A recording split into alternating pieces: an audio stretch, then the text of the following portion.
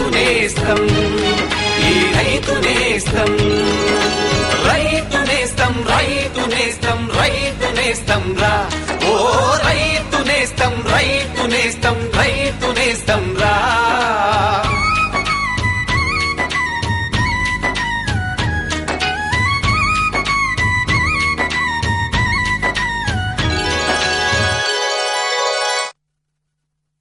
వ్యవసాయ అనుబంధ రంగాలలో వస్తున్న నూతన వంగడాలను, శాస్త్ర సాంకేతిక విషయాలను ఎప్పటికప్పుడు రైతులకు తెలియజేస్తూ వారి ఆర్థికాభివృద్దికి తోడ్పడుతున్న రైతు నేస్తం కార్యక్రమానికి స్వాగతం. ఈనాటి కార్యక్రమంలోని ముఖ్యాంశాలు: ఖరీఫ్లో జొన్న రకాలు, నేల తయారీ, ఎరువుల యాజమాన్యం, వేసవిలో మొండిజాతి కలుపు నివారణ, వర్మీ కంపోస్ట్ మొదలగు అంశాలు ఉంటాయి. పంట దిగుబడిని తగ్గించే వాటిలో కలుపు ముఖ్యమైనది. కలుపు వల్ల పంటకు నీటి కొరత, నీటిలోని పోషకాల కొరత అధికమవుతుంది. వేసవిలో మొండిజాతి కలుపు నివారణకు తీసుకోవాల్సిన జాగ్రత్తల గురించి మనం ఇప్పుడు తెలుసుకుందాం. పంటల్లో కలుపు రాకుండా ముందు జాగ్రత్తగా వేసవిలో కలుపు నివారణ చర్యలు చేపట్టాలి. అయితే పంటను నష్టపరిచే కలుపు మొక్కల్లో ప్రధానమైనది మొండిజాతి కలుపు. మొండిజాతి కలుపులో ముఖ్యమైనవి తుంగ, గరిక, వయ్యారిభామ, గుర్రపు డెక్క. వయ్యారిభామను పూతకు ముందు నివారించాలి. అలాగే వేసవిలో వయ్యారిభామను నేలలో కలియదున్నాలి. దీని నివారణకు 5 మిల్లీలీటర్ల ప్యారక్వాట్ను లీటర్ నీటిలో కలిపి పిచికారీ చెయ్యాలి. ఇది చాలా ప్రాబ్లమాటిక్ వీడు. ఇది 1950వ దశకంలో మన దేశంలోనికి గోధుమను దిగుమతి చేసుకున్నప్పుడు వచ్చి ఇప్పుడు ప్రతి చోట పంట పొలాల్లో, వేస్ట్ ల్యాండ్స్ లో, అదేవిధంగా రోడ్డు పక్కల, రైల్వే ట్రాక్ పక్కల ప్రతి చోట మనకు ఇది విపరీతంగా వ్యాప్తి చెందింది. ఇలా ఇది వ్యాప్తి చెందడానికి కొన్ని కారణాలున్నాయి. ఏంటంటే దీని యొక్క విత్తన ఉత్పత్తి చాలా అధికంగా ఉంటుంది. ప్రతి మొక్క 10 నుంచి 40 వేల వరకు విత్తనాలని ప్రొడ్యూస్ చేస్తాయి. విత్తనాల్ని తయారు చేసేసి ఈ విధంగా విత్తనాలు కూడా ఒక చోటు నుంచి ఇంకో చోటికి బాగా వ్యాప్తి చెందిపోయి ప్రతి చోట ఈ కలుపు మొక్కను మనం ఇప్పుడు చూస్తున్నాం. దీనికి కొన్ని కారణాలున్నాయి. ఈ విత్తనోత్పత్తే కాకుండా వీటి యొక్క వేర్ల నుండి కొన్ని రసాయనాలు వదిలి ఈ రసాయనాల ద్వారా వేరే మొక్కలు ఏవైతే ఉంటాయో వాటిని అభివృద్ధి చెందకుండా ఈ పార్థీన్యం మొక్క రానియకుండా ఇదొక్కటే పెరిగిపోయి ఈ విధంగా ప్రతి చోట మనకు ఈ పార్థీన్యం మొక్క కనిపిస్తుంది. ఇది ఏకవార్షిక మొక్క కాబట్టి ఇది విత్తనము నుండే ఇది అభివృద్ధి చెందుతుంది. కాబట్టి ఈ ఏకవార్షిక మొక్కల్లో మనం ఏదైనా సరే ఆ యొక్క కలుపు పూతకు రాకముందు మనం దాన్ని తీసేసినట్లయితే తద్వారా దాన్ని మనం ఒక పద్ధతి ద్వారా మనం నివారించుకోవచ్చు. జీవ నియంత్రణ పద్ధతి అనేది ఒకటి ఉంది. అయితే దీంట్లో ఈ జైగోగ్రామా బైకలోరేటా అనేటువంటి పెంకు పురుగు ఉంటుంది. ఈ పెంకు పురుగు ఈ యొక్క పార్థీన్యం మొక్కను విపరీతంగా తిని ఓన్లీ వీణెలు మాత్రమే మొక్క మీద మిగులుస్తుంది. అయితే దీంట్లో ఒక ముఖ్యమైన విషయం ఏంటంటే ఇది జూన్ నుండి అక్టోబర్ మాసం వరకే ఈ యొక్క పెంకు పురుగు ఉధృతి ఉండి దాని తర్వాత మళ్ళీ అది కోశస్థ దశకి వెళ్ళిపోయి మళ్ళీ వర్షాలు పడిన తర్వాతనే వస్తుంది. కాబట్టి ఎప్పుడైతే మనకు ఈ వయ్యారిభామ ఉన్న చోట ఇటువంటి పెంకు పురుగులు కనిపించినట్లయితే మనం ఎటువంటి రసాయన మందులు గాని లేకపోతే తీసివేయడం గాని చేయకుండా ఈ పెంకు పురుగులను అభివృద్ధి చెందినట్లు చేసినట్లయితే ఈ పార్థీన్యం అంతా తినేసి మనకు జీవ నియంత్రణ ద్వారా మనం దీన్ని నివారించుకోవచ్చు. 1 లీటర్ నీటికి 2 గ్రాముల 240 మందును 240 సోడియం సాల్ట్ ఫెర్నాక్సోన్ అంటారు. దీన్ని మనం కలిపి పిచికారీ చేసుకున్నట్లయితే ఈ ధాన్యపు పంటల్లో ఈ వయ్యారిభామను మనము నివారించుకోవచ్చు. అదేవిధంగా కొన్ని పప్పు జాతి లేదా ఈ ఆయిల్ సీడ్స్ అంటే నూనె గింజ పంటల్లో అయితే ఈ కలుపు నివారించడానికి పెండి మితాలినటువంటి మందును మనము 4 నుండి 5 మిల్లీలీటర్లు 1 లీటర్ నీటిలో కలిపి పంట విత్తిన తర్వాత పంట మొలవక ముందు మరియు కలుపు మొలవక ముందు మనం పిచికారీ చేసుకున్నట్లయితే ఈ యొక్క వయ్యారిభామను మనము నివారించుకోవచ్చు. ఇదిగో ఇంకా చెప్పు. అంతే. అరే అదేంటయ్యా ఇంత కొంచెం రసాయనిక ఎరువా? పొలం పనులు మానేసావేంటి? పొలం పనులు కాదు, అమాయకత్వాన్ని వదిలేశాను. మట్టి పరీక్షలు జరిపించాను. ఏం లేదు, ఇప్పుడెంత అవసరమో అంతే ఎరువుని పొలంలో చల్లుతాం. రైతన్నలు ఈ రోజే మీ సమీపంలోని జిల్లా భూపరీక్ష ప్రయోగశాలలో మట్టి పరీక్షలు జరిపించండి. మట్టిలోని పోషక తత్వాలు, తేమ, మొక్కల అభివృద్ధిని దృష్టిలో పెట్టుకుని కావలసిన పోషక తత్వాల్ని జల్లండి. అన్నట్టు మట్టిలోని సల్ఫర్, జింక్, బోరోన్ వంటి సూక్ష్మ పోషక తత్వాల గురించి తెలుసుకోవడం మర్చిపోకండి. ఎరువు ఇంకా జైవిక ఎరువుల్ని సరిగ్గా వాడి నేలలోని ఉత్పాదక శక్తిని పెంపొందించండి. దిగుబడిని పెంచి ఖర్చుని తగ్గించండి. అమూల్యమైన విదేశీ ద్రవ్యాన్ని పొదుపు చేయడంలో సహకరించండి. అంతేకాదు కొద్ది కొద్దిగా నత్రజనిని అందించే ఎరువులు అంటే వేపతో కూడిన యూరియాకి ప్రాధాన్యతనివ్వండి. ఆకుల మీద యూరియాని జల్లండి. అరే వా, నిజంగానే తెలివైన వాడు అయ్యావే. అధిక సమాచారానికి సంప్రదించండి జిల్లా వ్యవసాయ అధికారి లేదా కిసాన్ కాల్ సెంటర్. రైతు నేస్తం, రైతు నేస్తం. మన రాష్ట్రంలో సాగు చేస్తున్న చిరుధాన్యాలలో జొన్న ఒకటి. జొన్నలో అధిక దిగుబడులు సాధించాలంటే మంచి రకాలు, సమగ్ర ఎరువుల యాజమాన్యం, నీటి యాజమాన్యం పాటించాలి. అవి ఎలాగో మనం ఇప్పుడు తెలుసుకుందాం. తక్కువ నీటి వనరులతో అధిక దిగుబడులు పొందే పంట జొన్న.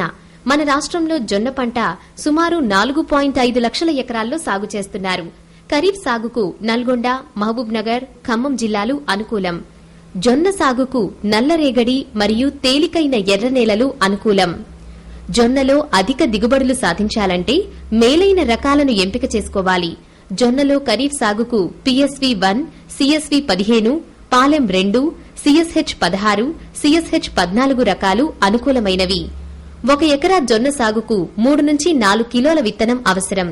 1 కిలో జొన్న విత్తనానికి 3 గ్రాముల థైరం లేదా కాప్టాన్ మందును కలిపి విత్తన శుద్ధి చేయాలి. జొన్న విత్తనాన్ని వరుసల మధ్య 45 సెంటీమీటర్ల దూరం, వరుసలో మొక్కల మధ్య 15 సెంటీమీటర్ల దూరంలో విత్తాలి. 1 ఎకరాకు 58,000 నుండి 72,000 మొక్కలు ఉండాలి. 1 ఎకరా పశువుల ఎరువు ఎకరానికి 4 టన్నులు వేసి ఆఖరి దుక్కిలో కలియదున్నాలి. ఎకరాకు నీటిపారుదల పంటకు 32 నుంచి 40 కిలోల నత్రజని, 24 కిలోల భాస్వరం, 16 కిలోల పొటాష్ వేయాలి. అలాగే వర్షాధార పంటకు 24 నుండి 32 కిలోల నత్రజని, 16 కిలోల భాస్వరం, 12 కిలోల పొటాష్నిచ్చే ఎరువులు వేయాలి. నత్రజని ఎరువును 2 సమదఫాలుగా విత్తేటప్పుడు మొక్కలు ఎత్తు పైరు దశలో వేయాలి. ఖరీఫ్లో జొన్నకు నీరు ఇవ్వాల్సిన అవసరం లేదు. ఖరీఫ్లో జొన్నకు అంతర పంటగా కందిగా 2:1 నిష్పత్తిలో వేయాలి. జొన్న విత్తిన 30 రోజులకు గుంటక అంతరకృషి చేయడం వలన పొలంలో తేమ నిలిచి మొక్కలు బాగా పెరుగుతాయి. జొన్నలో కలుపు నివారణకు అట్రజిన్ 50% పొడి మందును ఎకరాకు 800 గ్రాముల చొప్పున 250 లీటర్ల నీటిలో కలిపి విత్తిన వెంటనే లేదా 2 రోజుల లోపల తడి నేలపై పిచికారీ చెయ్యాలి. జొన్న విత్తిన 35 నుండి 40 రోజులకు జొన్న మల్లె మొలకెత్తుతుంది. ముఖ్యంగా జొన్నను ఖరీఫ్లో సాగు చేసుకోవడానికి ఎన్నుకునే రకాలనేవి అక్కడ సాగు చేసుకునే ప్రాంతము, వాతావరణ పరిస్థితులు మరియు నేల స్వభావాన్ని బట్టి ఉంటుంది. ఉదాహరణకి మహబూబ్నగర్ మరియు రంగారెడ్డి జిల్లాల్లో తక్కువ వర్షపాతం ఉన్న ప్రాంతాల్లో జొన్నను సాగు చేసుకోవాలంటే అనుకూలమైనటువంటి రకాలు చెప్పాలంటే ముందుగా SPV 462, Palem 2, CSV 15, CSV 20, CSV 23 అనే మేలైన రకాలతో పాటు సిఎస్హెచ్ 16 మరియు సిఎస్హెచ్ 23 అనే హైబ్రిడ్ వంగడాలు కూడా చాలా అనుకూలమైనవిగా చెప్పవచ్చు. ముందుగా ఎస్పీవి 462 జొన్న రకం గురించి చెప్పాలంటే ఈ ఎస్పీవి 460 462 అనే జొన్న రకము పంట ఎలాంటి దశలో అయినా సరే బెట్ట పరిస్థితులు ఏర్పడినా నిలదొక్కుని మంచి దిగుబడినిచ్చేటువంటి జొన్న రకం. ఈ ఎస్పీవి 462 రకము ఎకరానికి 12 నుంచి 14 క్వింటాల వరకు గింజ దిగుబడి మరియు 32 నుంచి 34 క్వింటాల వరకు చొప్ప దిగుబడినిస్తుంది. ఈ ఎస్పీవి 462 రకము యొక్క కంకి వదులుగా ఉంటుంది కాబట్టి పంట కోత దశలో ఒకవేళ వర్షాలు కురిసినా సరే గింజ పూలు తెగులు రాకుండా తట్టుకొని నాణ్యమైనటువంటి గింజలతో పాటు అధిక దిగుబడి ఇచ్చేటువంటి రకము. కావున ఈ రకము మహబూబ్నగర్ మరియు రంగారెడ్డి జిల్లాల రైతులకు చాలా అనుకూలమైన రకంగా చెప్పవచ్చు. ఇది కాకుండా పాలెం 2 అనే మరొక జొన్న రకము ప్రత్యేకంగా చొప్ప దిగుబడి ఎక్కువగా వచ్చేటువంటి రకము. దీన్ని ఈ రకము ఎకరాకి 8 నుంచి 10 క్వింటాల గింజ దిగుబడి మరియు 36 నుంచి 40 క్వింటాల వరకు చొప్ప దిగుబడిని ఇస్తుంది. కాబట్టి ఎక్కడైతే రైతులకి చొప్ప ఎక్కువ అవసరం ఉండి గింజ దిగుబడి ఒక మోస్తరుగా రావాలనుకునే రైతులు ఈ పాలెం 2 రకాన్ని సాగు చేసుకోవచ్చు. రైతు నేస్తం, రైతు నేస్తం. అమ్మా అన్నం పెట్టవా? కాసేపు ఆగమ్మా, పప్పు ఇంకా ఉడకలేదు. ఇంకా దిగులక్కర్లేదే, ఇక పప్పు చక్కగా ఉడుకుతుంది. అర్థం కాలా? ఇప్పుడు ఎన్ఎఫ్ఎస్ఎం కింద పప్పు దినుసుల దిగుబడి పెంచే పద్ధతులను తెలిపే 1000 ప్రాంతాలను ఎంపిక చేశారు. అందులో మన ప్రాంతం కూడా ఉంది. దానివల్ల మనకేంటి లాభం? మన 5 ఎకరాల పొలం కోసం ఎరువు, కీటకనాశునులే కాకుండా మంచి విత్తనాల కిట్ కూడా ఇస్తారు. ఈ పప్పు దినుసులంతా మనమేం చేస్తాం? చెప్తా విను. ప్రభుత్వం పప్పు దినుసుల కనిష్ట మద్దతు ధరను బాగా పెంచింది. ఇంకా వాటి కొనుగోలుకు కూడా అన్ని ఏర్పాట్లు చేసింది. దానివల్ల ఆదాయం పెరుగుతుంది. మన పాప మంచి స్కూల్లో చేరి వ్యవసాయ శాస్త్రవేత్త అవుతుంది. రైతు నేస్తం, రైతు నేస్తం. వ్యవసాయంలో విచ్చలవిడిగా రసాయన ఎరువులు వాడటం వలన పంటల దిగుబడి తగ్గడమే కాకుండా భూసారం క్షీణిస్తుంది. దీనికి ప్రత్యామ్నాయంగా సేంద్రియ ఎరువులతో వర్మీ కంపోస్ట్ తయారు చేసుకుని వాడుకుంటే ఎంతో లాభం. అది ఎలాగో ఇప్పుడు మనం తెలుసుకుందాం. ఈ మధ్య కాలంలో అధిక దిగుబడిని సాధించాలనే ఉద్దేశంతో రైతాంగం రసాయనిక ఎరువులను అధిక మోతాదులో వాడుతూ సేంద్రియ ఎరువులను పూర్తిగా నిర్లక్ష్యం చేస్తున్నారు. దీనివలన నేలకు జీవం అందించి రైతుకు మిత్రునిగా ఉపయోగపడే అల్పజీవులైన వానపాములు, పంటకు పరోక్షంగా మేలు చేసే పలు సూక్ష్మజీవులు నశిస్తాయి. కోల్పోయిన పోషకాలను తిరిగి సమకూర్చుకొని గుల్లబారినట్లుండే సహజ లక్షణాన్ని కోల్పోయి నీటిని నిల్వ ఉంచుకునే సామర్థ్యం తగ్గి భూమి నిస్సారమవుతుంది. సేంద్రియ ఎరువుల వాడకంపై దృష్టి నిలపాలి.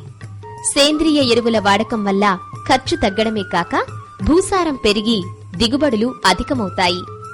సేంద్రియ ఎరువులలో వర్మి కంపోస్టు ప్రముఖ పాత్ర పోషిస్తుంది. ప్రత్యేకమైన వానపాముల్ని సేంద్రియ వ్యర్థ పదార్థాల మీద ప్రయోగించడం ద్వారా తయారు చేసే కంపోస్టు ఎరువునే వర్మి కంపోస్టు అంటారు.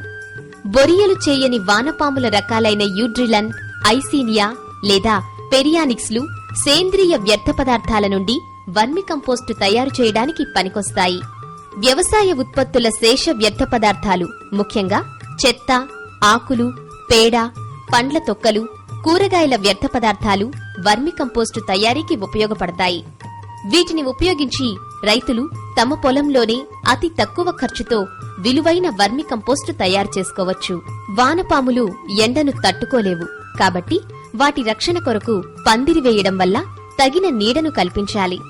ఆ పందిరిలో భూమికి సమాంతరంగా 3 అడుగుల వెడల్పు ఉండేటట్లు వీలైనంత పొడవున వర్మి కంపోస్టు బెడ్లను ఏర్పాటు చేసుకోవాలి. ఈ బెడ్ల అడుగు భాగం గట్టిగా ఉంటే మంచిది. ఇలా ఏర్పాటు చేసుకున్న బెడ్లపై 45 సెంటీమీటర్ల ఎత్తు వరకు వ్యర్థ పదార్థాలను వెయ్యాలి. వ్యర్థ పదార్థాలపైన 5 నుండి 10 సెంటీమీటర్ల మందం వరకు పశువుల పేడను వెయ్యాలి.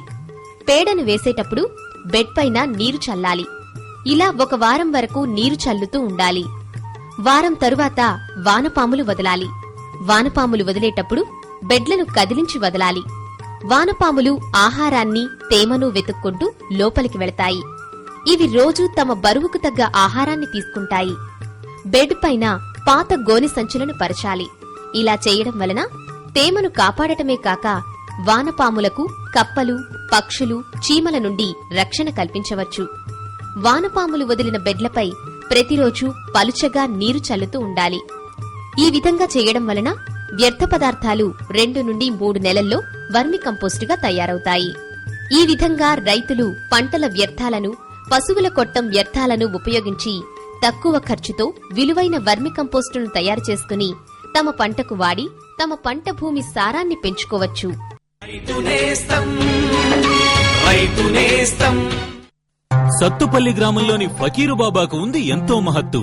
అంతా అనేవారు బాబా మీరు తలరాతను మార్చేస్తారని. వ్యవసాయం గురించి ఆయన చెప్పే మాటలతో పంటలు చాలా బాగా పండేవి. అయితే ఒకరోజు ఫకీరు బాబా రహస్యం బట్టబయలైంది. కిసాన్ కాల్ సెంటర్ నుంచి ఆయన తెలుసుకునేవాడు ఉత్తమ సేద్యపు సమాచారం. సేద్యానికి సంబంధించిన ఏ సమస్య ఉన్నా కిసాన్ కాల్ సెంటర్లోని వ్యవసాయ విశేషజ్ఞుల సలహా తీసుకోండి. వెంటనే అక్కడికక్కడే మీ భాషలో మాట్లాడి వ్యవసాయం గురించిన సందేహాలున్నా, సలహా కావాలన్నా ఉచిత నంబరు 180018015551కి కాల్ చేయండి. రైతు నేస్తం, రైతు నేస్తం. రేపు ప్రసారమయ్యే రైతు నేస్తం కార్యక్రమ విశేషాలను ఇప్పుడు చూద్దాం. భూసార పరీక్షలు ఆవశ్యకత విధానం, తెలంగాణ జిల్లాలో నీటి నిలువ సామర్థ్యం పెంచుటకు మెళకువలు, వేసవి కూరగాయలలో జీవ నియంత్రణ పద్దతులు మరియు సస్యరక్షణ, వేసవిలో పశుగ్రాస కొరత అధిగమించుటకు తీసుకోవాల్సిన చర్యలు. రైతు నేస్తం, రైతు నేస్తం. రైతు నేస్తం కార్యక్రమంపై మీ సలహాలు సూచనలు పంపవలసిన మా చిరునామా Rythu Nestham, deputy director general programmes, Doordarshan